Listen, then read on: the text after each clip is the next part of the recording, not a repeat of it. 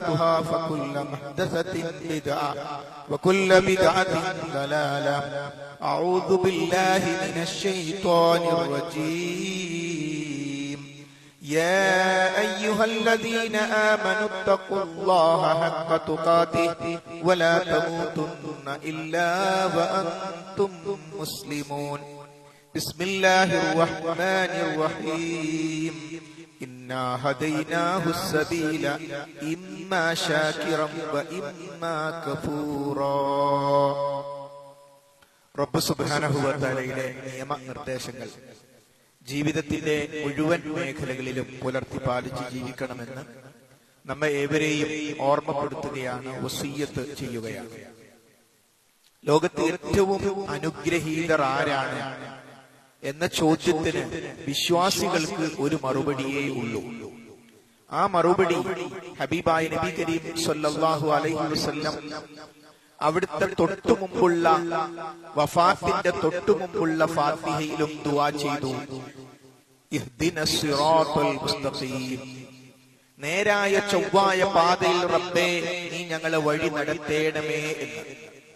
അഥവാ ലോകത്തിന്റെ പ്രവാചകൻ പോലും ജീവിതത്തിൽ ഏറ്റവും കൂടുതൽ പ്രാർത്ഥിച്ച പ്രാർത്ഥനയാണ് അല്ലാഹുവേ ഹിദായത്തിലാക്കേണമേ എന്ന്. ആ ഹിദായത്ത് ആർക്ക് ലഭിച്ചോ അവരാണ് ലോകത്തുള്ള ഏറ്റവും വലിയ അനുഗ്രഹീതർ. ആ ഹിദായത്ത് ലഭിച്ചാലുള്ള ഗുണമെന്താണ്? പരീക്ഷണമാകുന്ന ഈ ലോക ജീവിതം എപ്പോൾ അവസാനിച്ചാലും അതോടുകൂടി അല്ലാഹുവിന്റെ കാരുണ്യത്തിലേക്ക് ആ വ്യക്തി പ്രവേശിക്കും എന്നതാണ്.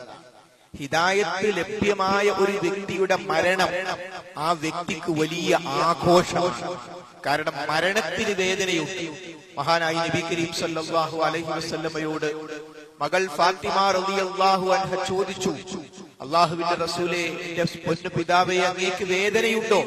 അവിടുന്ന് പറഞ്ഞു, മോളെ, നിങ്ങളുടെ കൂട്ടത്തിൽ രണ്ടുപേർ അനുഭവിക്കുന്ന വേദന ഉപ്പ അനുഭവിക്കുന്നുണ്ട്.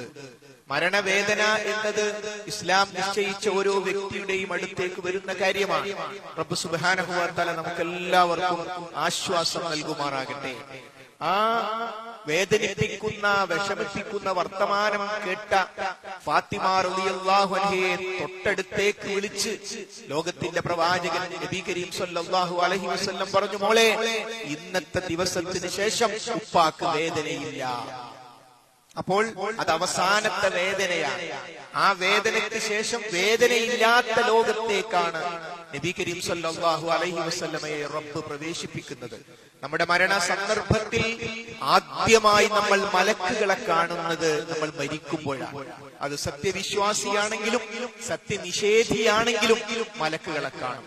സത്യവിശ്വാസികളാണെങ്കിൽ കണ്ണ് കാണുന്ന മുഴുവൻ സ്ഥലങ്ങളിലും മലക്കുകൾ കൂട്ടമായി നിൽക്കുന്നുണ്ടാകും. ഇന്നല്ലദീന ഖാലു റബ്ബുനല്ലാഹ് ثم استقاموا تتنزل عليهم الملائكة ألا تخافوا ولا تحزنوا وأبشروا بالجنة التي كنتم توعدون. ഞങ്ങളുടെ റബ്ബ് അല്ലാഹു ആകുന്നു എന്ന് പ്രഖ്യാപിക്കുകയും എന്നിട്ട് നേരെ ചൊവ്വേ, പടച്ചോനാണ് എന്റെ റബ്ബ് എന്ന് പറഞ്ഞ അവിടെ ഇരിക്കില്ല, അതിനനുസരിച്ച് ജീവിതത്തെ ക്രമപ്പെടുത്തുകയും നേരെ ചൊവ്വേ നിലകൊള്ളുകയും ചെയ്യുന്ന ആളുകൾ അവരുടെ മരണ സന്ദർഭത്തിൽ തതനസ്സലു അലൈഹിമുൽ മലായിക, മലക്കുകൾ ഇറങ്ങി വരും.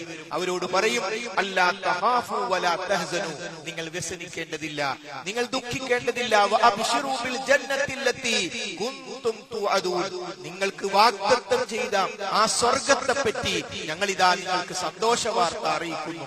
കാരണം നിങ്ങൾ തെറ്റുകളിലേക്ക് പോകാനുള്ള സാഹചര്യങ്ങൾ ഉണ്ടായപ്പോ റബ്ബ് സുബ്ഹാനഹു വ തആലയുടെ വിശ്വാസം, മലക്കുകളിലുള്ള വിശ്വാസം, പ്രവാചകന്മാരിലുള്ള വിശ്വാസം കാരണത്താൽ ഞാൻ ഈ തെറ്റ് ചെയ്താൽ അത് മലക്കുകൾ രേഖപ്പെടുത്തും എന്ന വിശ്വാസം, ഇതെന്റെ റബ്ബ് കാണും എന്ന വിശ്വാസം, അതാണല്ലോ തെറ്റുകളിൽ നിന്ന് നമ്മെ പിന്നോട്ട് നയിക്കുന്നത്.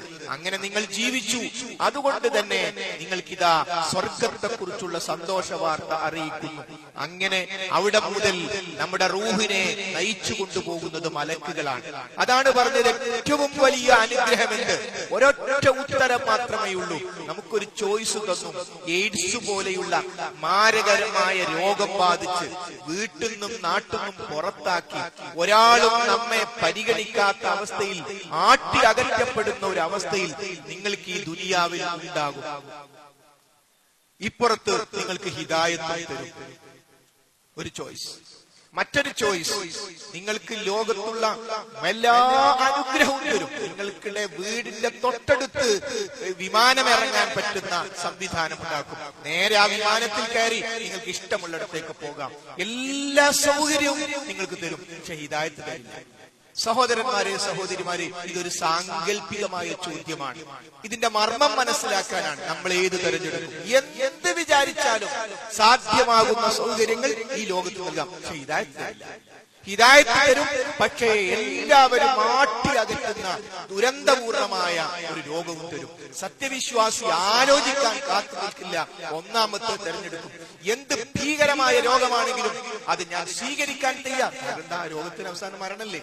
മരണം കഴിഞ്ഞാൽ ഹിദായത്ത് കിട്ടിയാൽ സ്വർഗത്തിലേക്കാണ്, അള്ളാഹുവിന്റെ കാരുണ്യത്തിലേക്കാണ് പ്രവേശിക്കുന്നത്. എല്ലാ സൗകര്യങ്ങളും ആസ്വദിച്ചു. ഏത് സന്ദർഭത്തിലും മരണം സംഭവിക്കാമല്ലോ. മരിക്കുന്നതോടുകൂടി ദുരന്ത ജീവിതത്തിലേക്കാണ് പ്രവേശിക്കുക. അതുകൊണ്ട് ഏറ്റവും വലിയ അനുഗ്രഹം എന്ത്? ഒരു ഈ ലോകത്ത് ഒരു സത്യവിശ്വാസിയോട് ചോദിച്ചാൽ ഒരൊറ്റ ഉത്തരം മാത്രമേ ഉള്ളൂ: ഹിദായത്ത് ലഭിക്കുക എന്ന അനുഗ്രഹം.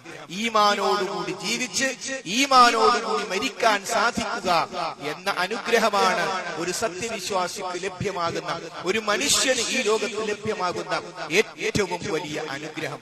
ആ അനുഗ്രഹം, സഹോദരീ സഹോദരന്മാരെ, ആ അനുഗ്രഹത്തിലേക്ക്, ആ അനുഗ്രഹത്തിന്റെ ഫ്രെയിമിലേക്ക്, ആ അനുഗ്രഹത്തിന്റെ സമൂഹത്തിലേക്ക് പറന്നു വീടാൻ എനിക്കും നിങ്ങൾക്കും സാധിച്ചു.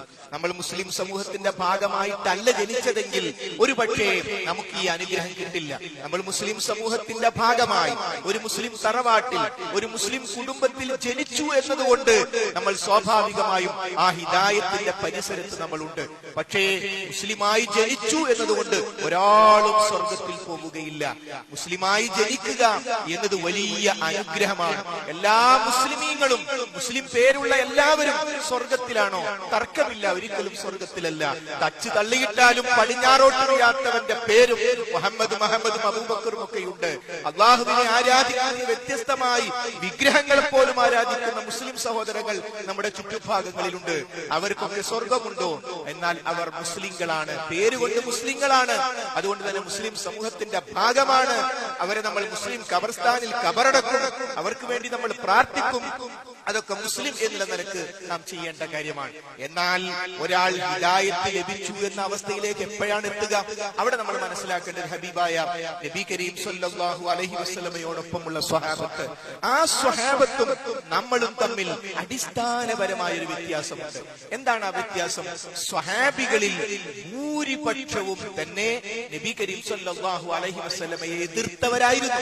റസൂലുള്ളാഹി സല്ലല്ലാഹു അലൈഹി വസല്ലമയുടെ തലയെടുക്കുക എന്നത് പുണ്യകർമ്മമായി അവർ മനസ്സിലാക്കിയിരുന്നു. റസൂലുള്ളാഹിക്കെതിരിൽ അവർ യുദ്ധം ചെയ്തിരുന്നു. കാരണം അവരുടെ ജാഹിലിയത്താണ് ശരി.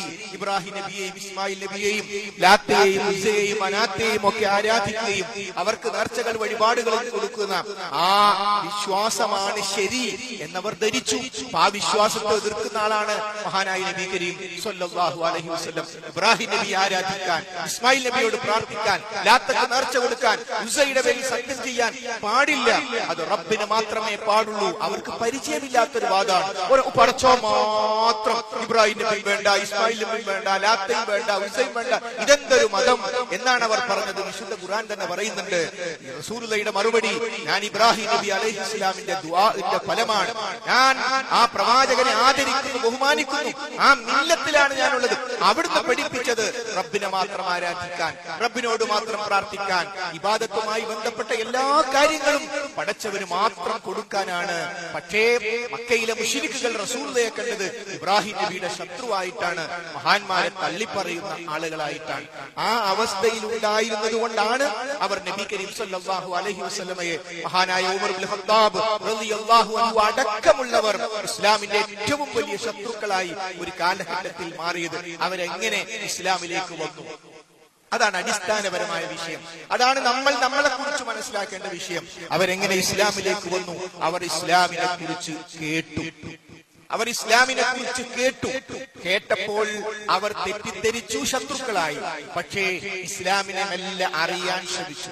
ആ അറിയാൻ ശ്രമിച്ച ഘട്ടത്തിലാണ്, രഹസ്യ പ്രബോധനത്തിന്റെ കാലഘട്ടത്തിൽ ഇരുട്ടിന്റെ മറവിൽ അവർ വിശുദ്ധ ഖുർആൻ കേൾക്കാൻ തുടങ്ങി. നമ്മളെപ്പോലെയല്ല അവർക്ക് വിശുദ്ധ ഖുർആനിനെ മനസ്സിലാകുന്നത്. കാരണം അവർ അറബികളാണ്, അറബി ഭാഷ അറിയുന്നവരാണ്. അവർ ഖുർആനിനെ കുറിച്ച് കേട്ടപ്പോൾ, ഖുർആൻ കേട്ടപ്പോൾ അവർ ഉറപ്പിച്ചു, നമുക്ക് പരിചയമുള്ള മുഹമ്മദ് നബി കരീം സല്ലല്ലാഹു അലൈഹി വസല്ലമക്ക് ഒരിക്കലും ഇത് എഴുതാൻ സാധ്യമല്ല. ഇത് മുഹമ്മദ് നബിയുടെ വാചകങ്ങളേ അല്ല. കാരണം അവർക്ക് റസൂലിനെ അറിയാം, അക്ഷരാഭ്യാസമില്ലാത്ത ആളായിരുന്നു റസൂൽ. അങ്ങനെയാ വളർത്തിക്കൊണ്ടുവന്നത്. അപ്പോൾ അവർ ഇസ്ലാം, ആ വിശുദ്ധ ഖുർആൻ കേട്ടു, മനസ്സിലാക്കി. അങ്ങനെ അവർ ഇസ്ലാമിനെ കുറിച്ച് മനസ്സിലാക്കിയതിന് ശേഷം ഇസ്ലാം അംഗീകരിച്ചു. ഇസ്ലാമിന്റെ കുറിച്ച് കേട്ടു, അറിഞ്ഞു, പഠിച്ചു, മനസ്സിലാക്കി, അംഗീകരിച്ചു. നമ്മളോ ഇസ്ലാം അല്ലാണ്ട് ഏതാ ശരി? ഫാത്തിന്റെ അർത്ഥം കലിമത്ത് ഷഹാദത്തിന്റെ അർത്ഥം ചോദിച്ചു പഠിക്കണം. ആദ്യം അംഗീകരിച്ചു, എന്നിട്ട് പഠിക്കാൻ പോവുക. അവരാദ്യം കേട്ടു, പഠിച്ചു, മനസ്സിലാക്കി, അംഗീകരിച്ചു. അപ്പോൾ അവർക്ക് ഏറ്റവും മഹത്തരമായത് മാറി. നമുക്കാകട്ടെ നമ്മൾ തലതിരിഞ്ഞ അവസ്ഥയിൽ എത്തിപ്പോയി. അപ്പോൾ യഥാർത്ഥ ഈമാനിലേക്ക് എത്താനുള്ള, ഹിദായത്തിലേക്ക് എത്താനുള്ള മാർഗം എന്താ? ഇസ്ലാമിക സമൂഹത്തിൽ ജനിച്ചു എന്ന സമാധാനത്തിൽ നിൽക്കുന്നതിന് പകരം എന്തുകൊണ്ട് ഇസ്ലാം ശരിയാണ് എന്നതിന് കൃത്യമായി ഉത്തരം പറയാൻ അവർക്ക് സാധിച്ചത് വിശുദ്ധ ഖുർആനിലൂടെ അവർ ഖുർആനിനെ മനസ്സിലാക്കിയത് കൊണ്ടാണ്. അതിന്റെ വിശദീകരണമായ നബി കരീം സല്ലല്ലാഹു അലൈഹി വസല്ലമയുടെ ചര്യയിലൂടെ അതിന്റെ പ്രായോഗിക രീതി അവർക്ക് മനസ്സിലായത് കൊണ്ടാണ്. അപ്പോൾ നമ്മൾ വിശുദ്ധ ഖുർആനിലൂടെ വിശുദ്ധ ഖുർആൻ പഠിച്ചും മനസ്സിലാക്കിയിട്ടും നമ്മൾ ഇസ്ലാം സത്യമാണ് എന്ന് മനസ്സിലാക്കണം. നോക്കൂ, വിശുദ്ധ ഖുർആനിലെ ദൈർഘ്യം കൊണ്ട് ഏറ്റവും ചെറിയ അധ്യായമാണ് സൂറത്തുൽ കൗസർ. ഇന്നാ ഔതൈനാകൽ കൗസർ ഫസല്ലി ലിറബ്ബിക വൻഹർ ഇന്ന ശാനിഅക ഹുവൽ അബ്തർ. ഏറ്റവും ദൈർഘ്യം കൊണ്ട് ചെറിയൊരു സൂറത്താണ്. ഈ സൂറത്ത് നമ്മൾ ലോകത്തുള്ള ഒരു അറബി പത്രത്തിൽ, ഒരു ഇംഗ്ലീഷ് പത്രത്തിൽ പരസ്യം കൊടുക്കുന്നു. ഇതിന് സമാനമായ 3 ആയത്തുകൾ ആരെങ്കിലും എഴുതി അയച്ചു തന്നാൽ ഇസ്ലാം പിരിച്ചുവിടുന്നതാകുന്നു. ഇന്നും പരസ്യം കൊടുക്കാം, ഇന്നും പരസ്യം കൊടുക്കാം.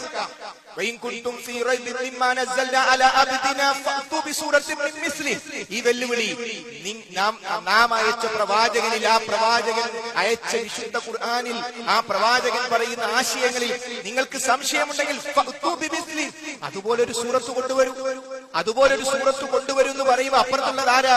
ഇസ്ലാമിക സാഹിത്യത്തിൽ ഔന്നത്യത്തിലുള്ള ജൂതന്മാർ. അതേപോലെ തന്നെ മക്കയിലെ മുശ്രിക്കുകൾ സാഹിത്യത്തിന് അപ്പുറത്തുണ്ട്. അവര് കൂടിയിരുന്നു, അവർ സൂറത്തുണ്ടാക്കി. അൽ ഫീലു മൽ ഫീൽ വമാ അദ്റാക മൽ ഫീൽ. ജൂതന്മാര് പറഞ്ഞു ഇത് മനുഷ്യന്മാരെ കേൾപ്പിക്കാൻ പറ്റൂല, ഇത് ഖുർആനിൽ വേറെ കുറെ അധ്യായം ഇതേപോലെ ഉണ്ട്. കഷ്ടപ്പെട്ട് അൽ ഫീൽ, ആന, ആന എന്താണെന്ന് നിനക്ക് എന്തറിയാം എന്നിട്ട് ഒരു സൂറത്തുണ്ടാക്കിയത്. പരാജയപ്പെട്ടു പോയി എന്നർത്ഥം. അപ്പോൾ സഹോദരി സഹോദരന്മാരെ, ആ വെല്ലുവിളി ഇന്നുമുണ്ട്. നമ്മൾ നെറ്റിൽ കയറുക, എന്നിട്ട് ഒരു വെല്ലുവിളിച്ചോളൂ. സമാനമായി ഇന്നും ലോകത്തുള്ള ഒരു ക്രൈസ്തവനും, ഒരു ജൂതനും, ഒരു മുശ്രിക്കിനും വിശുദ്ധ ഖുർആന്റെ സമാനമായ ഒരു അധ്യായം കൊണ്ടുവരാൻ സാധ്യമല്ല. കാരണം തൻസീലും മിർ റബ്ബിൽ, റബ്ബ് സുബ്ഹാനഹു വ തആലയിൽ നിന്നുള്ളതാണ് വിശുദ്ധ ഖുർആൻ. ഈ ഉറപ്പ് നമുക്കുണ്ടോ? എന്തുകൊണ്ട് നരകമുണ്ട്? എന്തുകൊണ്ട് സ്വർഗമുണ്ട്? എന്തുകൊണ്ട് റസൂലുള്ള പ്രവാചകനാണ്? എന്തുകൊണ്ട് ഇസ്ലാം സത്യമാണ്? ഒന്നാമത്തെ തെളിവ് വിശുദ്ധ ഖുർആനാണ്. ഓരോ കാലഘട്ടത്തിലും പ്രവാചകന്മാർക്ക് ആ കാലഘട്ടത്തിനനുസരിച്ചുള്ള തെളിവാണ് റബ്ബ് സുബ്ഹാനഹു വ തആല കൊടുത്തത്. മൂസാ നബി അലൈഹി ഇസ്ലാമിന്റെ കാലഘട്ടം മാജിക്കിന്റെ കാലഘട്ടമായിരുന്നു. ആ സമയത്ത് മാജിക്കുമായി ബന്ധപ്പെട്ട ഒരു തെളിവ് കൊടുത്തു. മൂസാ നബി അലൈഹി ഇസ്ലാം അവിടുത്തെ വടി നിലത്തിട്ടു, പാമ്പായി. ഫിറോൻ പറഞ്ഞു ആളെ പറ്റിക്കാനെന്ന് വരണ്ട, അത് തട്ടിപ്പാണ് എന്ന് പറഞ്ഞു, അത് മാജിക്കാണെന്ന് പറഞ്ഞു. അങ്ങനെയാണ് അന്നത്തെ ഇന്ത്യ അതിർത്തി വ്യത്യാസം ഉണ്ടാവും. അന്നത്തെ ഇന്ത്യയിൽ നിന്ന് പോലും ഫറോവയുടെ സമ്മാനം പ്രതീക്ഷിച്ച് ഈജിപ്തിലേക്ക് ആളുപോയി. കാരണം മൂസാ നബി അലൈഹി ഇസ്ലാമിനെ പരാജയപ്പെടുത്താൻ, ഒപ്പമുള്ള ഹാറൂൻ നബി അലൈഹി ഇസ്ലാമിനെ പരാജയപ്പെടുത്താൻ ആ മാജിക് ഒത്തുചേർന്നു. അവിടെ ഫറോവയുണ്ട്, മന്ത്രിസഭാംഗങ്ങളുണ്ട്, നാട്ടിലുള്ള എല്ലാവരും അവിടെയുണ്ട്, വലിയൊരു ജനക്കൂട്ടമുണ്ട്, ഗ്രൗണ്ടിൽ മജീഷ്യന്മാരുണ്ട്. എന്തിനാണ് അവർ വന്നത്? രാജാവിനെ വിജയിപ്പിക്കാൻ വന്നതാണ്. അവരുടെ കയ്യിലുള്ള വടിയും കയറുമെല്ലാം നിലത്തിട്ടു. അത്ഭുതം, അതൊക്കെ പാമ്പുകളായി മാറി. എല്ലാവരും അത്ഭുതപ്പെടുന്നു. മൂസാ നബി അലൈഹി ഇസ്ലാമും ഹാറൂൻ നബി അലൈഹി ഇസ്ലാമും അത്ഭുതപ്പെടുന്നു. പക്ഷേ മൂസാ നബി അലൈഹി ഇസ്ലാം ആ ഗ്രൗണ്ടിലേക്ക് പോയത് റബ്ബ് സുബ്ഹാനഹു വ തആലയുടെ നിർദ്ദേശപ്രകാരമാണ്. അല്ലാഹ് പറഞ്ഞു, മൂസ വടി നിലത്തേക്കിടൂ, അതും പാമ്പായി. കളി ഡ്രോ ആയി, പ്രത്യേകിച്ചൊന്നുമില്ലല്ലോ. പക്ഷെ ഒരു അത്ഭുതം അവിടെ സംഭവിച്ചു. എന്തായിരുന്നു? മൂസാ നബി അലൈഹി ഇസ്ലാമിന്റെ വടി നിലത്തിട്ടത് പാമ്പായി എന്ന് മാത്രമല്ല, ആ പാമ്പ് ആ ഗ്രൗണ്ടിലുള്ള കൊണ്ടുവന്ന കൃത്രിമമായ പാമ്പുകളെ മുഴുവൻ വിഴുങ്ങിക്കളഞ്ഞു. അവസാനം ഒരു പാമ്പ് മാത്രം ബാക്കിയായി. ഇത് കേൾക്കുമ്പോൾ നമ്മൾ അത്ഭുതപ്പെടുന്നു. എങ്കിൽ അത് കണ്ടവരുടെ സ്ഥിതി എന്തായിരിക്കും? ആ രംഗം കണ്ടവരുടെ സ്ഥിതിയായിരിക്കും. ഇവിടെ ഏറ്റവും കൂടുതൽ അത്ഭുതപ്പെട്ടത് ഫറോവയായിരുന്നില്ല, നാട്ടുകാരായിരുന്നില്ല. ഏറ്റവും കൂടുതൽ അത്ഭുതപ്പെട്ടത് മജീഷ്യന്മാരായിരുന്നു. അവർക്കറിയാം, മാജിക് കൊണ്ടുണ്ടാക്കുന്ന ഒരു പാമ്പിന് ഒരു കാരണവശാലും മറ്റു പാമ്പുകളെ വിഴുങ്ങാൻ സാധ്യമല്ല. അവർ പ്രഖ്യാപിച്ചു, ആമന്നാ ബിറബ്ബിൽ ആലമീൻ, റബ്ബി മൂസാ വ ഹാറൂൻ. ലോകങ്ങളുടെ സൃഷ്ടാവായ പടച്ചവനിൽ ഞങ്ങൾ ഇതാ വിശ്വസിച്ചിരിക്കുന്നു. ഈ രണ്ട് പ്രവാചകന്മാർ പറയുന്ന റബ്ബിൽ ഞങ്ങൾ ഇതാ വിശ്വസിച്ചിരിക്കുന്നു. ഇതിനവിടെ വന്നത് രാജാവിന്റെ സ്ഥാനം കിട്ടാൻ, പദവി കിട്ടാൻ, പണം കിട്ടാനാ വന്നത്. പക്ഷെ ഹിദായത്ത് കിട്ടി. എന്താ ഫറോവ് പറഞ്ഞത്? ഫറോവ് എന്താ പറഞ്ഞത്? നിങ്ങൾ എന്തിന് വിശ്വസിച്ചു എന്നല്ല, എന്റെ സമ്മതം കിട്ടാതെ നിങ്ങൾ മൂസായിൽ വിശ്വസിക്കുകയോ? ഞാനല്ല നിങ്ങൾ വിളിച്ചു കൊണ്ടുവന്നത് എന്ന് പറഞ്ഞു. വലത് കൈ ഇടത് കാൽ, ഒരു കാല് കൈ നേരെ ഞാൻ നിങ്ങളെ ഛേദിച്ചു കളയും. നിങ്ങളെ നാം ക്രൂശിച്ചു കളയും. അത് പറഞ്ഞ ഓർഡറാണ്. രാജാവ് ഒരു കാര്യം പറഞ്ഞ ഓർഡറാ, അങ്ങനെ തന്നെ സംഭവിക്കും, ഒരു സംശയമില്ല. എല്ലാവരും ഒരു വിരോധവും ഇല്ല. കാല് മുറുക്കിയേ, കൈ മുറുക്കിയേ, കൊല്ലേ, എന്ത് വേണം ചെയ്തോ. എന്താ കാര്യം?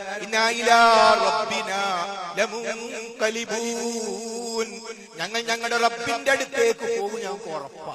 പരലോണ്ട് നമുക്ക് ഉറപ്പായി. എനിക്ക് കൈ മുറുക്കിയേ, കാല് മുറുക്കിയേ, എന്ത് വേണമെങ്കിലും. സഹോദരങ്ങളെ, ഈ മാജിക്കിന് മുമ്പ് വരെ അവിശ്വാസിയായിരുന്ന മാജിക്കുകാർ ഇപ്പോൾ വിശ്വാസികളായിരിക്കുന്നു. എന്തേ അവർക്ക് കിട്ടിയത്?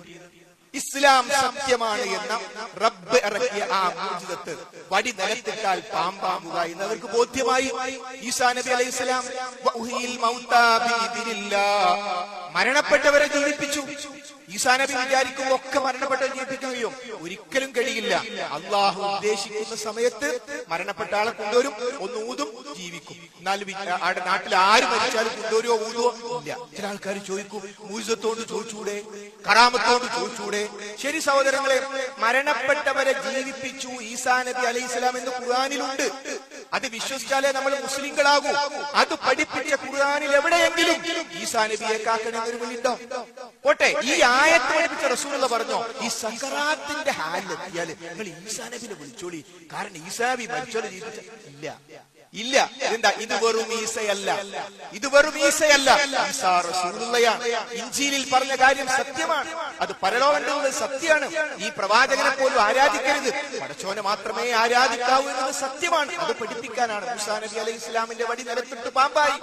അത് പഠിപ്പിച്ച ഖുർആനിൽ എവിടെയെങ്കിലും മൂസാ നബിയെ കാക്കണേ എന്നൊരു വിളിയുണ്ടോ? പോട്ടെ, റസൂലുള്ള പഠിപ്പിക്കുക, പാമ്പിന്റെ ശല്യം ഉണ്ടെങ്കിൽ നിങ്ങൾ മൂസാ നബിക്ക് നിറച്ചു കൊടുത്തോളി, കാരണം വടി നിലത്തിട്ട് പാമ്പാക്കിയ ആളല്ലേ. ഖുർആനിലുണ്ടോ? ഹദീസിലുണ്ടോ? ഇല്ല.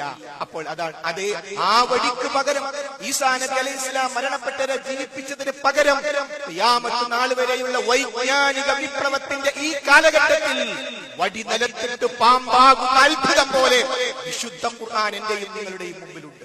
ആ വിശുദ്ധ ഖുർആൻ പഠിച്ചാൽ, മനസ്സിലാക്കിയാൽ നമുക്ക് മനസ്സിലാകും ഇത് അല്ലാഹുവിൽ നിന്നുള്ളതാകുന്നു എന്ന്. വിശുദ്ധ ഖുർആൻ പറഞ്ഞ ഏതെങ്കിലും ഒരു കാര്യം മാനവികതയ്ക്ക് യോജിച്ചതല്ല, ഈ കാലഘട്ടത്തിന് യോജിച്ചതല്ല എന്ന് ഏതെങ്കിലും ഒരു കാര്യം ലോകത്തൊരാൾക്കും പറയാൻ സാധ്യമല്ല. കാരണം അത് കാലഘട്ടത്തിനനുസരിച്ച് മാറണ്ടേ. നമ്മളിങ്ങനെ ജീവിച്ചാ മതിയോ എന്നാണ്. കാലഘട്ടത്തിനനുസരിച്ച് മാറണം. ആര് മാറണം? കാലങ്ങളെ മുഴുവൻ സൃഷ്ടിച്ച റബ്ബാ ഖുർആൻ ഇറക്കിയത്. ഇനി വരാനിരിക്കുന്ന തലമുറയെയും സൃഷ്ടിച്ച റബ്ബാ ഖുർആൻ ഇറക്കിയത്. ഖുർആൻ കാലാതീതമാണ്, കാലത്തിനനുസരിച്ച് മാറ്റേണ്ടതില്ല. കാലങ്ങളുടെ സൃഷ്ടാവായ പടച്ചവനാണ് വിശുദ്ധ ഖുർആൻ അവതരിപ്പിച്ചിട്ടുള്ളത്. അതുകൊണ്ട് സഹോദരീ സഹോദരന്മാരെ, നമ്മുടെ ഈമാൻ ഉറക്കാൻ, നമ്മുടെ ഹിദായത്തിന്റെ മാർഗം ഉറക്കാൻ, വിശുദ്ധ ഖുർആനിലേക്ക് ആഴ്ന്നിറങ്ങാൻ, വിശുദ്ധ ഖുർആൻ പഠിക്കാൻ, അതിന്റെ വിശദീകരണമായി നബി കരീം സ്വല്ലല്ലാഹു അലൈഹി വസല്ലമയുടെ ചര്യ പഠിക്കാൻ, മനസ്സിലാക്കാൻ നാം തയ്യാറാവുക. റബ്ബ് സുബ്ഹാനഹു വ തആല നമുക്ക് തൗഫീഖ് നൽകി അനുഗ്രഹിക്കുമാറാകട്ടെ.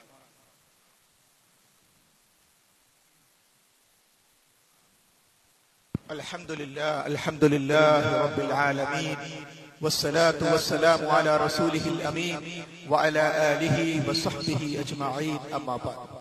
ഒരിക്കൽ കൂടി റബ്ബ് സുബ്ഹാനഹു വ തആലയുടെ നിയമനിർദ്ദേശങ്ങൾ ശ്രദ്ധിക്കണം, സൂക്ഷിക്കണമെന്ന് ഓർമ്മപ്പെടുത്തുകയാണ്. സഹോദരീ സഹോദരങ്ങളെ, വിശുദ്ധ ഖുർആൻ എന്ന ലോകത്തിന്റെ സൃഷ്ടാവ് എന്തുകൊണ്ട് മുസ്ലിം എന്ന ചോദ്യത്തിന് ഉത്തരമായി നൽകിയ ആ മഹാഗ്രന്ഥവുമായി നമ്മുടെ ബന്ധമെന്ത്? നമ്മൾ നമ്മോട് ചോദിക്കണം. ഇന്ന് വെള്ളിയാഴ്ച സൂറത്തുൽ കഹ്ഫ് ഓതേണ്ട ദിവസമാണ്. എന്താണ് ഓതാത്തവർ ഓതാതിരിക്കാനുള്ള കാരണം? നമ്മൾ ഇന്ന് സുബഹി മുതൽ പള്ളിയിൽ വരുന്നത് വരെ മൊബൈലിൽ ചെലവഴിച്ച സമയം എത്ര? ആ സമയത്തിന്റെ ചെറിയൊരു ഭാഗമുണ്ടെങ്കിൽ നമുക്ക് സൂറത്തുൽ കഹ്ഫ് ഓതാമായിരുന്നില്ലേ? നമ്മൾ എപ്പോഴും ഓതുന്ന സൂറത്ത് യാസീനിന്റെ അർത്ഥം നമുക്കറിയുമോ?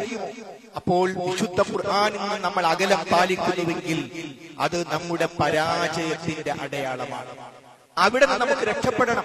കാരണം നാളെ പരലോകത്ത് റസൂലുള്ളാഹി സ്വല്ലല്ലാഹു അലൈഹി വസല്ലമയുടെ ഉമ്മത്തിൽപ്പെട്ട ആളുകൾ നരകത്തിലേക്ക് പോകുമ്പോൾ റസൂലുള്ളാഹി സ്വല്ലല്ലാഹു അലൈഹി വസല്ലം പറയുന്ന കാര്യം, യാ റബ്ബ് ഇന്ന ഖൗമി ഇത്തഖദൂ ഹാദൽ ഖുർആന മഹ്ജൂറാ. എന്റെ റബ്ബേ, എന്റെ സമുദായം, എന്റെ ഉമ്മത്ത് ഈ ഖുർആനിനെ അവഗണിച്ചു കളഞ്ഞു. ഈ കൂട്ടത്തിൽ ഞാനും നിങ്ങളും പെടാൻ പാടുണ്ടോ? അള്ളാഹു നമ്മെ കാത്തുരക്ഷിക്കുമാറാകട്ടെ. അതുകൊണ്ട് വിശുദ്ധ ഖുർആൻ പഠിക്കണം, നമ്മുടെ മക്കളെ പഠിപ്പിക്കണം. വിശുദ്ധ ഖുർആനുമായുള്ള അഭേദ്യമായ ബന്ധം നമുക്കുണ്ടാകണം. ആഴത്തിൽ പഠിച്ചാൽ വിശുദ്ധ ഖുർആൻ കാണാതെ അറിയുന്ന, അതിന്റെ തഫ്സീർ എഴുതിയ, അത് ക്ലാസ് എടുക്കുന്ന പണ്ഡിതന്മാർ ഇന്നും 3-4 മണിക്കൂർ ഖുർആൻ പഠിക്കുന്നു. അപ്പൊ കൂടുതൽ അവർ അർത്ഥം എഴുതി കഴിഞ്ഞു, അവർ പരിഭാഷ തഫ്സീർ എഴുതി, എന്നിട്ടും അവർ പഠിക്കുകയാണ്. അത്രമാത്രം വിശാലമാണ് വിശുദ്ധ ഖുർആൻ.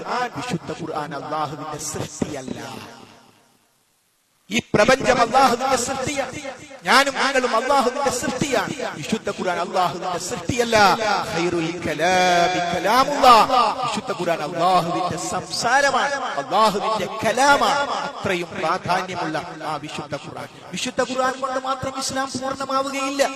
വിശുദ്ധ ഖുർആൻ പറഞ്ഞു, അഖീമുസ്സലാ, നിങ്ങൾ നമസ്കാരം നിലനിർത്തണം എന്ന് ഖുർആൻ പറഞ്ഞു. വർക്കഉ, നിങ്ങൾ റുകൂ ചെയ്യണം. വസ്ജുദു, നിങ്ങൾ സുജൂദ് ചെയ്യണം ഖുർആൻ പറഞ്ഞു. എങ്ങനെയാണ് സുജൂദ്? എങ്ങനെയാണ്? ഒരാൾ വലതുഭാഗത്തേക്ക് ചെരിഞ്ഞാലും ഭാഷയിൽ അത് റുക്കുവാണ്, ഇടതുഭാഗത്തേക്ക് ചെരിഞ്ഞാലും പിന്നോട്ട് ചെരിഞ്ഞാലും ഭാഷയിൽ അത് റുക്കുവാണ്. പിന്നെ ഖുർആൻ പഠിപ്പിച്ച റുക്കു ഏതാ? ഏതൊരു പ്രവാചകന്റെ നാവിലൂടെയാണോ വർക്കവു എന്ന ആയത്ത് ഓതി തന്നത്, ആ പ്രവാചകൻ കാണിച്ചു തരുന്നു. നിങ്ങൾ കൈ വിടർത്തി വെക്കണം, എന്നിട്ട് കുനിയണം, അത് വിടർത്തി മുട്ടിന്മേൽ വെക്കണം, വടിവത്ത പോലെ നിൽക്കണം. അപ്പോൾ റുക്കുവിന്റെ പ്രാവർത്തിക രൂപം ഹദീസിലാണുള്ളത്. ഹദീസില്ലെങ്കിൽ വിശുദ്ധ ഇസ്ലാം പൂർണ്ണമാവുകയില്ല. നിങ്ങൾ കബറടക്കുക എന്ന് ഖുർആനിലുണ്ട്. മയ്യത്ത് നിസ്കാരം ഖുർആനിലുണ്ടോ? കഫൻ ചെയ്യൽ ഖുർആനിലുണ്ടോ? കബറിലേക്ക് വെക്കേണ്ടത് എങ്ങനെ ഖുർആനിലുണ്ടോ? ഇല്ല. അതൊക്കെ എവിടെയാ ഉള്ളത്? ഹദീസ്. ഖുർആൻ മതി. ഹദീസ് പ്രശ്നം. ആര് പറഞ്ഞു ഹദീസ് പ്രശ്നം? ആര് പറഞ്ഞു ഹദീസ് പ്രശ്നമാണ്? ഹദീസ് പ്രശ്നമാണെന്ന് പറയുന്നവൻ ഇസ്ലാം പ്രശ്നമാണെന്നാണ് പഠിപ്പിക്കുന്നത്. കാരണം വിശുദ്ധ ഇസ്ലാം പറയുന്ന ആശയങ്ങളുടെ സംഗ്രഹമാണ് ഖുർആനിലുള്ളത്. അവന്റെ പ്രാവർത്തിക രൂപം മുഴുവനുമുള്ളത് മഹാനായ നബി കരീം സ്വല്ലല്ലാഹു അലൈഹി വസല്ലമയുടെ ചര്യയിലാണ്. ഹദീസ് വഹയാണ്. ഹദീസ് വഹയാണ്. ഖാല റസൂലുള്ളാഹി, റസൂൽ തോന്നി പറഞ്ഞല്ല. വമാ യന്തിഖു അനിൽ ഹവാ ഇൻ ഹുവ ഇല്ലാ വഹ്യു യൂഹാ. നിങ്ങളുടെ സഹോദരൻ തന്നിഷ്ടപ്രകാരം സംസാരിക്കുന്നവനല്ല, വഹയിന്റെ അടിസ്ഥാനത്തിലാണ്. ഒന്നാമത്തെ വഹി വിശുദ്ധ ഖുർആൻ. സ്ഥാനം കൊണ്ടും ഒന്നാമത്തത് വിശുദ്ധ ഖുർആൻ തന്നെ. ആ വിശുദ്ധ ഖുർആൻ ആരിലേക്ക് അയച്ചുവോ ആ റസൂലുള്ളാഹി അല്ലാഹു സുബ്ഹാനഹു വ തആല വഹയിന്റെ അടിസ്ഥാനത്തിൽ തന്നെ കൊടുക്കുന്നതാണ് ഹദീസ് എന്ന് പറയുന്നത്. ആ ഹദീസ് ഉണ്ടെങ്കിലേ ഇസ്ലാം പൂർണ്ണമാവുകയുള്ളൂ.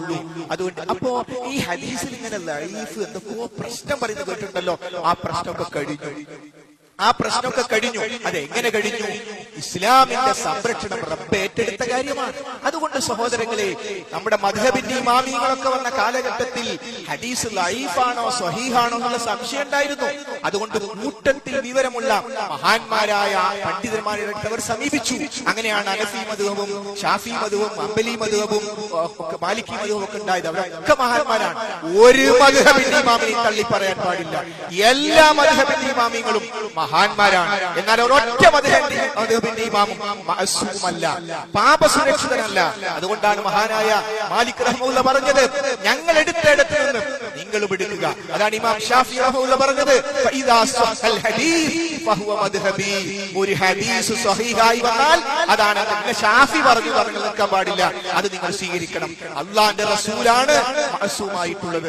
അങ്ങനെ ഒരു അഭിപ്രായ വ്യത്യാസം അന്ന് വരാൻ കാരണം സ്വഹീഹും ലഈഫും വേർതിരിച്ചുകൊണ്ടിരിക്കുന്ന കാലഘട്ടം. പിന്നീട് മഹാനായ ഇമാം ബുഖാരിയെ പോലെയുള്ള പണ്ഡിതന്മാർ വന്നു, എല്ലാം ക്രോഡീകരിച്ചു. നമ്മുടെ ഈ പള്ളിയുടെ പുറത്തുനിന്ന് ഒരാൾ വേറൊരാളെ പറ്റിക്കാൻ വേണ്ടി അള്ളാന്റെ റസൂലിന്റെ പേരിൽ ഇല്ലാത്തൊരു ലൈഫായ ഹദീസ് പറഞ്ഞു എന്ന് സങ്കല്പിക്കുക. അയാളത് സത്യം ധരിച്ചു. ഒന്നും വേണ്ട, അറബി ഭാഷ അറിഞ്ഞാൽ മതി. അയാളെ പറഞ്ഞ ഹദീസിന്റെ അറബി ടെക്സ്റ്റില്ലേ ഒന്ന് ഇൻസേർട്ട് ചെയ്ത് കൊടുത്താൽ ഒരു റിസൾട്ട് കൊണ്ടുവരും. ആ ഹദീസ് ലൈഫ് കാരണം 1 2 3 4 ഓരൊറ്റ ലൈഫായ ഹദീസും സ്വഹീഹായി ധരിപ്പിക്കാൻ ലോകത്ത് ഒരാൾക്കും സാധ്യമല്ല. ആരെങ്കിലും ഹദീസ് പ്രശ്നത്തിന് മനസ്സിൽ എവിടെങ്കിലും ഉണ്ടെങ്കിൽ മാറ്റിവെച്ചോളൂ, ഈമാനിനെ ബാധിക്കും. കാരണം അശ്ഹദു അൻ ലാ ഇലാഹ ഇല്ലല്ലാഹ് കൊണ്ട് ഇസ്ലാം പൂർണ്ണമാവില്ല. വഅശ്ഹദു അന്ന മുഹമ്മദർ റസൂലുള്ളാഹ്, റസൂലുള്ളാഹിന്റെ പ്രവാചകനാണ്. റസൂലുള്ളാഹ് കൊണ്ടുവന്നതാണ് ഇസ്ലാമിക ജീവിതം. അതുകൊണ്ട് സഹോദരി സഹോദരന്മാരെ, അറിവില്ലായ്മ പലയിടത്തേക്ക് നമ്മളെ തെറ്റിദ്ധരിക്കാൻ നയിക്കാൻ സാധ്യതയുണ്ട്. അതുകൊണ്ട് വിശുദ്ധ ഖുർആനും പ്രവാചക ചര്യയും, അതുകൊണ്ടാണ് വിശുദ്ധ ഖുർആൻ പറഞ്ഞത്, നിങ്ങൾക്കിടയിൽ വല്ല കാര്യത്തിലും അഭിപ്രായ വ്യത്യാസം ഉണ്ടായാൽ നിങ്ങൾ ആ കാര്യത്തെ അല്ലാഹുവിലേക്കും അവന്റെ പ്രവാചകനിലേക്കും മടക്കണം. അല്ലാഹുവിലേക്ക് മടക്കുക എന്ന് പറഞ്ഞാൽ വിശുദ്ധ ഖുർആനിലേക്ക്, പ്രവാചകനിലേക്ക് മടക്കുക എന്ന് പറഞ്ഞാൽ സ്വഹീഹായ ഹദീസിലേക്ക് മടക്കണം. അതുകൊണ്ട് ഈ ആശയത്തെ അതാണ് റസൂലുള്ളാഹി ഹദീസിലൂടെ പറഞ്ഞു, തറക്തുഫീകും അംറൈൻ, രണ്ട് കാര്യങ്ങൾ ഞാൻ നിങ്ങളിലേക്ക് വിട്ടേച്ചു പോകുന്നു. ലൻ തളില്ലു മാ തമസ്സക്തും ബിഹിമാ കിതാബല്ലാഹി വസുന്നത റസൂലിഹി. അത് രണ്ടും നിങ്ങൾ മുറുകെ പിടിച്ചാൽ നിങ്ങൾ വഴിപിഴച്ചു പോവുകയില്ല. അത് രണ്ടും മുറുകെ പിടിക്കണം, ഖുർആനും ഹദീസും. അതുകൊണ്ട് സഹോദരങ്ങളെ, ബുഖാരി ഇത് കേട്ടിട്ടുണ്ട്. ബുഖാരിയിലെ ഒരു ഹദീസ് ഒരു ദിവസം നമ്മുടെ കുടുംബത്തിൽ വായിച്ചാൽ ഒരു മാസം കൊണ്ട് 29-30 ഹദീസ് നമുക്ക് കുടുംബസമേതം പഠിക്കാൻ പറ്റും. അതുകൊണ്ട് നമുക്കൊരു അകൽച്ചയുണ്ട്. ഈ അകൽച്ചയാണ് തെറ്റായ ധാരണകൾ നമ്മളിലേക്ക് വരാൻ കാരണം. ഈ അകൽച്ചയാണ് ഇസ്ലാമിനെ കുറിച്ച് പഠിക്കാതെ നമ്മൾ തന്നെ ഇസ്ലാമിനെ കുറ്റം പറഞ്ഞു പോകുന്ന ഒരവസ്ഥ. നോക്കൂ, മഹാനായ നബി കരീം സ്വല്ലല്ലാഹു അലൈഹി വസല്ലം പഠിപ്പിച്ചു, നിങ്ങൾ ഒരു അന്യ സ്ത്രീയെ സ്പർശിക്കുന്നതിനേക്കാൾ നിങ്ങൾക്ക് നല്ലത് നിങ്ങളുടെ തലയോട്ടിയിൽ ഒരു ആണി ആഞ്ഞടിക്കലാണ്. നമ്മളെങ്ങനെ നിർത്തിയിട്ട് ഒരു ആണി ഇവിടെ വെച്ചിട്ട് അടിയടിക്കാൻ ആലോചിക്കാൻ പറ്റുമോ? അതാണ് ഒരു അന്യ സ്ത്രീയെ സ്പർശിക്കുന്നതിനേക്കാൾ നിങ്ങൾക്ക് നല്ലത്. നമുക്ക് എന്ത് തോന്നുന്നു ഈ ഹദീസിനെ കുറിച്ച്? സ്വഹീഹാണെന്ന കാര്യത്തിൽ, റസൂലുള്ളാഹി പറഞ്ഞതാണ് എന്ന കാര്യത്തിൽ ലോകത്തൊരാൾക്കും തർക്കമില്ല. ശരി, എങ്കിൽ ഒരു അന്യ സ്ത്രീക്ക് ഷെയ്ക്കാൻ കൊടുക്കാൻ പറ്റുമോ? നിങ്ങൾ കുറച്ച് അതൊക്കെ ഈ കാലഘട്ടത്തിൽ ഒരു ലേഡി നമ്മുടെ അടുത്ത് വന്നു, നമ്മുടെ ഓഫീസിൽ ഒരാൾ അത് കൈ കൊടുത്താൽ എന്താ ആകാശം ഇടിഞ്ഞു പൊളിഞ്ഞു വീണു പോകുമോ? ഇല്ല, ആകാശം ഇടിഞ്ഞു പൊളിഞ്ഞു പോയിട്ട് സമാപിക്കുന്ന ദിവസം നമ്മൾ കൊടുക്കും. ആകാശം ഇടിഞ്ഞു വീഴുന്ന ഒരു ദിവസമുണ്ട്, നമ്മൾ കൊടുക്കും. അപ്പൊ അതുകൊണ്ട് അങ്ങനെ മറ്റൊരു അന്യ സ്ത്രീക്ക് ഷെയ്ക്കാൻഡ് കൊടുക്കാൻ, അന്യ പുരുഷൻ ഷെയ്ക്കാൻഡ് കൊടുക്കാൻ, അവരെ സ്പർശിക്കാൻ പറ്റുമോ? സ്കൂളിൽ പറയാണ്, നിങ്ങൾ എല്ലാവരും കൂടി, പിന്നെ സ്കൂളിൽ ആൺകുട്ടികളും പെൺകുട്ടികളും, പ്ലസ് ടൂലെ ആൺകുട്ടികളും പെൺകുട്ടികളും കൈ ഇങ്ങനെ കോർത്ത് വിട്ട് ഡാൻസ് കളിച്ചോളൂ. പറ്റില്ല. കാരണം നാടിനനുസരിച്ച് മാറ്റാനുള്ളതല്ല ദീൻ. മാത്രല്ല, നമ്മുടെ ഭരണഘടന എന്താ പഠിപ്പിക്കുന്നത്? ഇഷ്ടമുള്ള മതം സ്വീകരിക്കാൻ, അത് ആചരിക്കാൻ, അത് പ്രചരിപ്പിക്കാൻ. ഒരു ബ്രാഹ്മണ കുട്ടിയുണ്ട് സ്കൂളിൽ സർക്കാർ ഒരു നിയമം കൊണ്ടുവന്നു, ബീഫ്, എല്ലാ സ്കൂളും ബീഫ് കൊടുക്കണം. കാരണം ബീഫിൽ ഇന്നുന്ന ഗുണങ്ങളുണ്ട്. അപ്പോ ബ്രാഹ്മണ കുട്ടികൾ പറഞ്ഞു, ഞങ്ങളത് അംഗീകരിക്കില്ല. തീവ്രവാദം എന്ന് പറയാൻ പറ്റുമോ? അവരുടേത് കൂടിയാണ് ഇന്ത്യ, മുസ്ലിങ്ങളുടേത് കൂടിയാണ് ഇന്ത്യ, ഹൈന്ദവരുടേത് കൂടിയാണ് ഇന്ത്യ. അപ്പോൾ അവരവരുടെ മതമനുസരിച്ച് ജീവിക്കാനുള്ള സ്വാതന്ത്ര്യം ഈ രാജ്യത്തുണ്ട്. അതുകൊണ്ട് ആ മതമനുസരിച്ച് ശരീഅത്ത് നമ്മുടെ നാട്ടിൽ വലിയ പ്രശ്നമായ ഒരു കാലഘട്ടത്തിൽ പാർലമെന്റിലെ ഒരു MP അദ്ദേഹം മരണപ്പെട്ടു പോയി. അദ്ദേഹം പാർലമെന്റിൽ എഴുന്നേറ്റ് നിന്നു, ഒരു കയ്യിൽ വിശുദ്ധ ഖുർആനും മറുകൈയിൽ ഇന്ത്യൻ ഭരണഘടനയും പിടിച്ചു പറഞ്ഞു, എനിക്ക് ഈ വിശുദ്ധ ഖുർആൻ അനുസരിച്ച് ജീവിക്കാനുള്ള സ്വാതന്ത്ര്യം ഈ ഭരണഘടന എനിക്ക് നൽകുന്നുണ്ട്. ഈ വിശുദ്ധ ഖുർആൻ അനുസരിച്ച് ജീവിക്കാനുള്ള സ്വാതന്ത്ര്യം ഈ ഭരണഘടന എനിക്ക് നൽകുന്നുണ്ട്. അതുകൊണ്ടാണ് സഹോദരങ്ങളെ, വിദ്യാലയം എല്ലാവരുടേതുമാണ്, എല്ലാവർക്കും പറ്റിയതാണ് അവിടെ വേണ്ടത്. ഇനി നമുക്ക് തോന്നുകയാണ്, ഇന്നത്തെ ഖുതുബയെ പറഞ്ഞല്ലോ, ഇങ്ങനെ അന്യ സ്ത്രീയുടെ തൊട്ടാല് ഒരു ആണി അത്രയൊന്നും വേണ്ട എന്ന് പറഞ്ഞാൽ റസൂലുള്ള പഠിപ്പിച്ച എനിക്ക് താല്പര്യമില്ല എന്നാണ്. അല്ലാഹു നമ്മെ കാത്തു രക്ഷിക്കുമാറാകട്ടെ. അശ്ഹദു അന്ന മുഹമ്മദ് റസൂലുള്ളാഹി ഇങ്ങനെ പറഞ്ഞാൽ പോരാ, റസൂലുള്ളാഹിയുടെ പേരിൽ സ്വലാത്ത് ചൊല്ലിയാൽ പോരാ, അത് നമ്മുടെ ജീവിതത്തിലേക്ക് വരണം. ഇനിയോ ആ ഒരു സംസ്കാരം യൂറോപ്യന്മാർ ഏറ്റെടുത്തു. ഫാദർലെസ് അമേരിക്കയാണ് വന്നത്. Fatherless America. കുട്ടിക്ക് അറിയില്ല ആരാണ് ഫാദർ എന്ന്. ഫാദർലെസ് അമേരിക്ക എന്ന ഗ്രന്ഥമുണ്ടാകാൻ കാരണമാകുന്ന സംസ്കാരത്തിലേക്കാണോ അതോ മാന്യമായ സംസ്കാരത്തിലേക്കാണോ നമ്മൾ പോകേണ്ടത്? ഞാൻ വീണ്ടും പറയുന്നു, പഠിക്കാത്തതിന്റെ മനസ്സിലാക്കാത്തതിന്റെ കുഴപ്പമാണ് മുസ്ലിം പേരുള്ളവർ പോലും വിശുദ്ധ ഖുർആനും പ്രവാചക ചര്യക്കും എതിരായി സംസാരിക്കേണ്ടുന്ന ഗതികേട് വരുന്നത് ഈ ഒരു അവസ്ഥയിലാണ്. കൂടുതൽ പഠിക്കാനും മനസ്സിലാക്കാനും നമ്മൾ തയ്യാറാവുക. റബ്ബ് സുബ്ഹാനഹു വ തആല നമുക്കെല്ലാം തൗഫീഖ് നൽകി അനുഗ്രഹിക്കുമാറാകട്ടെ. വന്നുപോയ തെറ്റുകളും കുറ്റങ്ങളും റബ്ബ് നമുക്ക് വിട്ടുപുറത്ത് മാപ്പാക്കി പെരുമാറാകട്ടെ. നമ്മിൽ ധാരാളം ആളുകൾ രോഗികളായിട്ടുണ്ട്, പലരും ആശുപത്രിയിൽ അഡ്മിറ്റാണ്. അല്ലാഹു സുബ്ഹാനഹു വ തആല എല്ലാ രോഗികൾക്കും ശിഫ നൽകുമാറാകട്ടെ. നമ്മുടെ കൂട്ടത്തിൽ നമ്മൾ അറിയാത്ത പല രോഗങ്ങളും ഒരുപക്ഷെ നമുക്കുണ്ടാകാം. അല്ലാഹുവേ, നീയാണ് രോഗങ്ങളെ സൃഷ്ടിക്കുന്നവൻ, നീ ഞങ്ങൾക്ക് ശിഫ നൽകണമേ. അല്ലാഹുവേ, ഞങ്ങളെ ഉറ്റവരും ഉടയവരും പലരും അല്ലാഹുവേ മരണപ്പെട്ടു പോയി, പലരും ഖബറിലാണുള്ളത്. അല്ലാഹുവേ, അവരുടെ ഖബറുകൾ നീ വിശാലമാക്കി കൊടുക്കണമേ, അവർക്ക് നീ പുറത്തു കൊടുക്കണമേ. അല്ലാഹുവേ, ഞങ്ങളെ കരളിന്റെ കഷ്ടങ്ങളായ ഞങ്ങളുടെ മക്കൾ ഞങ്ങൾക്ക് വേണ്ടി ദുആ ചെയ്യുന്ന അവസ്ഥയിലേക്ക് ആ മക്കളെ നീ വളർത്തേണമേ. അല്ലാഹുവേ, എല്ലാ പ്രതിസന്ധികളിൽ നിന്നും നീ ഞങ്ങളെ കാത്തു രക്ഷിക്കണമേ. അല്ലാഹുമ്മ ഗ്ഫിർ ലിൽ മുഅ്മിനീന വൽ മുഅ്മിനാത്ത് വൽ മുസ്ലിമീന വൽ മുസ്ലിമാത്ത് അൽഅഹ്യാഇ മിൻഹും വൽ അംവാത് ഇന്നക മുജീബുദ് ദഅവാതി യാ ഖാദിയൽ ഹാജാത് റബ്ബനാ ലാ തുസിഗ് ഖുലൂബനാ ബഅദ ഇദ് ഹദൈതനാ വഹബ് ലനാ മിൻ ലദുൻക റഹ്മ ഇന്നക അൻതൽ വഹ്ഹാബ് അല്ലാഹുമ്മ അജിർനാ മിനൻ നാർ അല്ലാഹുമ്മ അജിർനാ മിനൻ നാർ അല്ലാഹുമ്മ അജിർനാ മിനൻ നാർ ആമീൻ ആമീൻ ബിറഹ്മതിക യാ അർഹമർ റഹീമീൻ.